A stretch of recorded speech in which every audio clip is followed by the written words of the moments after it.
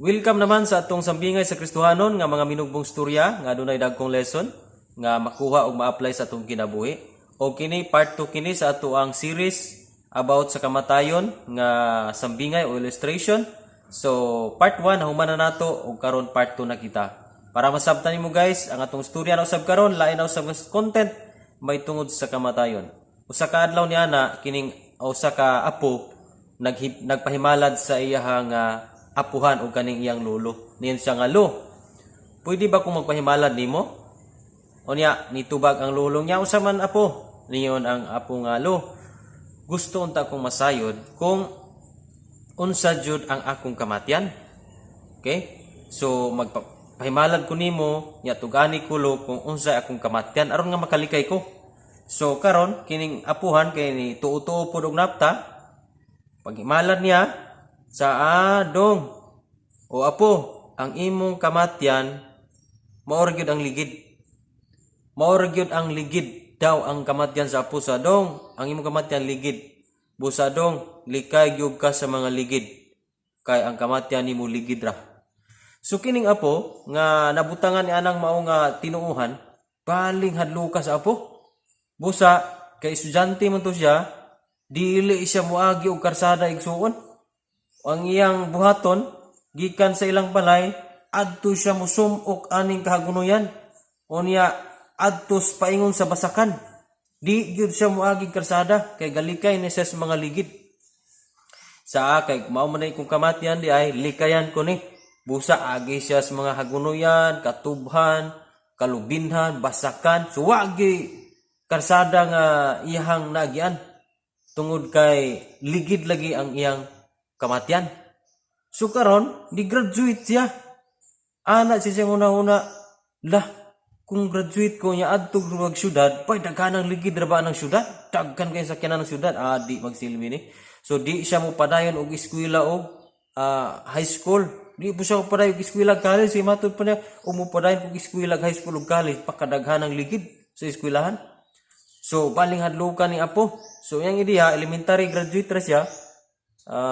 Medyo bukid-bukid man itong ilaha, so wag good siya maka-agi jud karsada tungod gyud sa iyang natamnan man siya sa pagtuo sa iyang apo o sa iyang apuhan. Karon di sa eskwela puyo siya bukid dito gyud sa pinakalasang, puyo siya og bukid sa may dinhi siya ro mamatay pa kunini nga layo naman kayo ang ligid. So moto nga ana siya nga dinhi nako mag-uma na lang ko, di na ko madtog syudad para nga makalikay gyud ko sa kamatayon o kanang ligid. Karon igsuon kay do na may eroplano nga nakras. Do na eroplano nga nakras. Unya katong eroplano didto man po nakras sa iyahang dapit nga gipuy-an dito sa dol sa lasang. Unya kining eroplano nasablay sa mga kahoy. Karon kay kining eroplano before nga ni hagba siya sa mga kahoy, unya paingon man gyud niya, didto igsuon naigo siya sa ligid sa eroplano. Maor gituod ayang namatyan ang ligid. So igsuon din nilang tamukutob sa tong istorya. Ang atong makita atong nga bisan unsa og likay-likay sa usa ka batanon o apo, namatay ra gyapon siya sa ligid bisan unsaon niya og likay-likay. Okay, so din lang ta kutob sa ato ang part 2 sa atong sambingay about sa kamatayon. Ang atong lesson nga makuha niini nga kini bitaw ang kamatayon di gyud nato malikayan, no? Kung oras na gyud nato nga kuhaan gyud sa Ginoo, so dili gyud ta makaikyas aning gitawag og kamatayon bisag asa pa ta musaka, bisag asa pa ta mo tago. O niya kaning kamatayon wa gyud bisan kinsa nga nakabalo niini. So dili gyud ta mo bilib anang nas mga napta ba, kay kalabanan sa itong mga katigulangan nagunit og mga napta o kanang horoscope ba nga tanawon ang imuhang bulan o pizza unsa kang bulana unsa kang tuiga. Unya natagnaan na dito nga mo na imong kamatayon. Kay sa ako kung wala pa ko sa pulong sa Ginoo, hadlukan ako sa una magigsuon tungod kay akong napta 25 kunong akong edad. Sa akong napta nga malumos ko og tubig o mo kunay kung kamatyan 25. So May gani kay nabunagin ko, nakadawat ko sa kaluwasan, nag-edad kong 19. Sumunang nawala sa ako ang huna-huna kadtong akong kamatian nga malumos kuno kog tubig. Pero salamat sa Ginoo, niabot na laman ko ron og 35. Pero praise God, no, 10 years na ang naas ko napta 25 ra. Pero abot kog 35 buhi pagyapon. So munang naatay mga katigulangan karon, naami mga tao karon nga nagtuo paghihapon aning napta. Unya diya sa napta, nasayra na ang imuhang kamatian. Muna nga lisod kayo kung ato ng tuuhan. Nganuman, panahon na unya para sa ako 25 akong edad nga mamatay unya sa akong napta. Unya pagka 24 na ko niya na, bali nang kuyawan ako. Ug na posibilidad nga magsudlan ako ang tanang kahilayan, mga bisyo kang anuman. Kabalo naman ko nga inig 25, diya lang kutob kong kinabuhi. So diya sa Biblia, wala gibutang sa Ginoo pizza kung kanus at mamatay. Ang giingon lang diya sa Biblia, Job 14 verse 5, nga ang gitas-on sa kinabuhi sa tao gilatid ng daan sa Dios. Job 14:5 mabasa nimo diha, nga ang gitas-on sa kinabuhi sa tao gilatid ng daan sa Dios. Og dili na gayud kini mausab pa, kay gilatid na kini sa Ginoo. Pero ang gisigutan niyang gilatid, wala gibutangan niya pizza kung unsa kang tuiga mamatay. No? Ang nakanindot sa Ginoo kay wala niya butay pizza. Nganuman, aron nga makaandam tamintras buhi pata. Kay ang kamatayon, pwede ni siyang moabot nato bisag unsang orasaha. Buntag, udto, hapon, gabi, kadlawon, no? Muna nga kay wa man ta kabalo kanus at mamatay, munang mangandam tamintras buhi pa.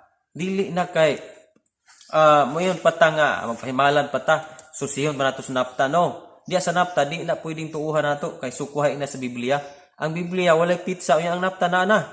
Muna nga tuuhan nato ang pulong sa Ginoo. So kay wa may pizza, but pasabot niya na nga ang Dios nagtudlo kanato nga mangandam ta mintras buhi pata. Ato nang ialagad sa Ginoo atong kinabuhi. Ato nang biyaan ang atong makalapasan mintras buhi pata. Mao kini ang ato ang pagpangandam sa ato ang kinabuhi.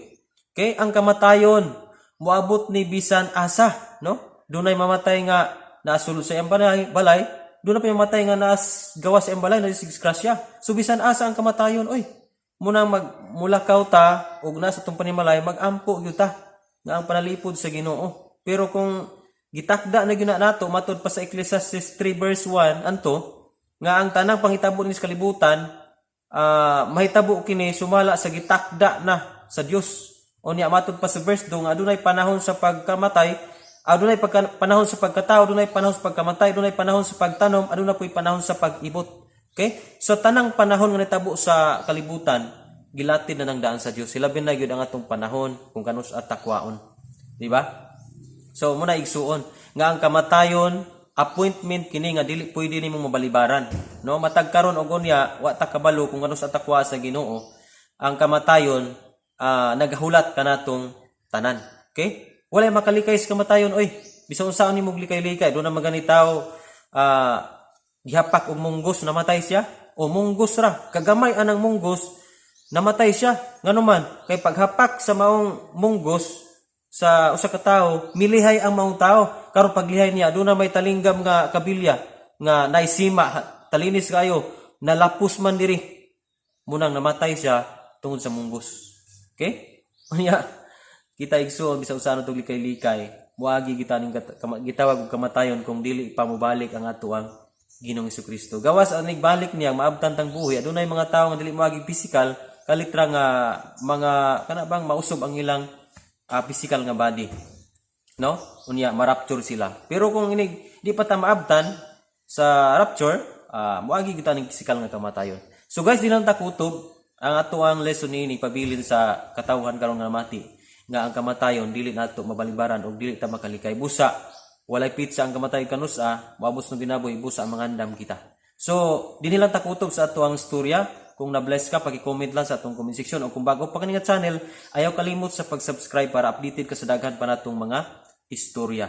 Ang atong part 1 mo ni atong part 1 guys, pwede po nimo ni i-click direkta, daghan po kang makatunan ini.